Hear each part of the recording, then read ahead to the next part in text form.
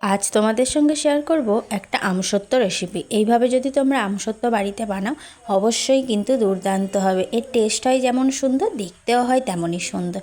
তো এর জন্য নিয়েছি আমি এখানে 3টে বড় সাইজের কাঁচা আম। আমগুলোকে আমি আধ ঘন্টার জন্য জলে ভিজিয়ে রেখেছিলাম, যাতে আম থেকে আঠাগুলো জলের মধ্যে বেরিয়ে যায়। দেন আমি আমগুলোকে ভালো করে ছাড়িয়ে এইভাবে ছোট ছোট টুকরো করে কেটে নিয়েছি। এরপরে আরও 10 মিনিট এইভাবে আমগুলোকে ভিজিয়ে রেখেছিলাম। 10 মিনিট পর এলাম, জলটা দেখো আগের থেকে কতটা কালচে হয়ে গেছে। দেন এখানে গ্যাসের মধ্যে একটা বাটি বসালাম, এর মধ্যে কেটে রাখা আমগুলো এক এক করে দিয়ে দিলাম। আমগুলোকে একদমই ভালো করে সেদ্ধ করে নেব, যেন একদমই নরম হয়ে যায়। যতক্ষণে আমগুলো সেদ্ধ হচ্ছে ততক্ষণে আমি একটা শুকনো কড়াইয়ের মধ্যে 2টো শুকনো লঙ্কা এইভাবে একটু লাল লাল করে ভেজে নিলাম।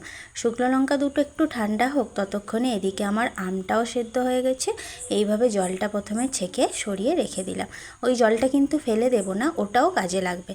দেন আমগুলো এভাবে ছাঁকনির মধ্যে দিয়ে চামচ দিয়ে এইভাবে আস্তে আস্তে করে টেপে টেপে নিতে হবে। আর ছাঁকনি দিয়ে ভালো করে ছেঁকে এইভাবে নিতে হবে, যাতে আমের মধ্যে কোনো রকম শক্ত অংশ না থাকে। এইভাবে পুরো আমটাকে আমি অল্প অল্প করে ছেঁকে ছেঁকে বের করে নিলাম। গ্যাসের মধ্যে আবার ওই বাটিটা আমি বসালাম, যেটাতে আমি আম সেদ্ধ করেছিলাম। আর যেই জলটা আমি সেদ্ধ করার পর রেখেছিলাম সেই জলটা ফার্স্ট দিলাম। দেন এর মধ্যে দিয়ে দিলাম হাফ বাটি চিনি। এরপরে এই যে আমগুলোকে আমি বের করে রেখেছিলাম, আমের পালগুলোকে, সেগুলোকেও পুরোটা এর মধ্যে দিয়ে দিলাম। আর কিন্তু এর মধ্যে কোনো রকম আমি জল ব্যবহার করিনি। ওই সেদ্ধ করা জলটা আর চিনিটা দিয়ে আর আমটা দিয়ে এইভাবে ভালো করে চামচ দিয়ে নাড়িয়ে চাড়িয়ে নিতে হবে। আমগুলো ভালো করে ফুটতে থাকুক। এদিকে যে আমি শুকনো লঙ্কা দুটো ভেজে রেখেছিলাম, সেই শুকনো লঙ্কা দুটোকে এইভাবে হাত দিয়ে একটু মেখে নিলাম। এটা একটু গুঁড়ো গুঁড়ো করে নিলাম। এটা হচ্ছে চিলি ফ্লেক্স হয়ে গেল। যদি চিলি ফ্লেক্স বাড়িতে না থাকে তাহলে এইভাবে তোমরা বানিয়ে নিতে পারো। ততক্ষণে দেখো এদিকে আমটা ভালো করে ফুটতে শুরু করেছে। এবারে আমি চিলি ফ্লেক্সগুলো পুরোটাই আমের মধ্যে দিয়ে দিলাম। তবে আমটা ফুটতে ফুটতে যখন একটু ফেনা ফেনা উঠে আসবে, ওগুলোকে অবশ্যই চামচ দিয়ে ফেলে দেওয়ার চেষ্টা করবে, তবেই কিন্তু আমসত্ত্বটা ভালো হবে। ফেনাটা যেন কোনো রকম না থাকে। তাই আমি বারে বারে আমসত্ত্ব থেকে এইভাবে ফেনাগুলোকে তুলে তুলে ফেলছিলাম।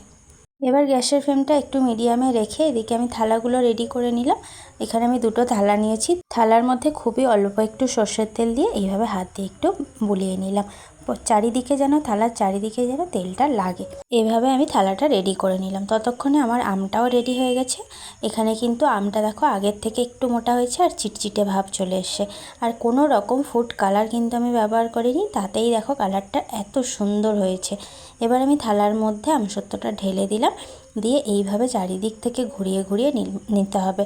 ঠিক এই রকম যেন একটা গাঢ়ত্ব থাকে, খুব যেন মোটা না আবার খুব পাতলাও না হয়। এবার আমসত্ত্বটা রোদে দিয়ে আসলাম। আমি এখানে কিন্তু বেশি রোদে দিইনি, সকালের দিকে রোদে দিয়েছিলাম আর বিকেলের দিকে আমি তুলে নিয়েছিলাম। যদি রোদটা খুব কড়া না থাকে তাহলে কিন্তু 2 দিন রোদে দিতে হবে। যাই হোক, আমার একদিনেই কিন্তু হয়ে গেছিলো। এবার চলো আমসত্ত্বটা তোমাদেরকে কেটে দেখাই কতটা সুন্দর হয়েছে। আর থালাতেই তোমরা বুঝতে পারছো কতটা পাতলাও হয়েছে। এইভাবে সুন্দরভাবে কিন্তু আস্তে আস্তে আমসত্ত্বগুলো উঠে আসে। অবশ্যই বাড়িতে একবার ট্রাই করো, দুর্দান্ত খেতে হয়েছিল। একটু টক ঝাল মিষ্টি, বেশ ভালো হয়েছিল খেতে। অবশ্যই বাড়িতে একবার ট্রাই করো। আর আজকের রেসিপিটা কেমন লাগলো সেটা কমেন্টে জানিও। আজ তবে আসি, দেখা হচ্ছে নতুন একটা রেসিপি নিয়ে। Bye bye.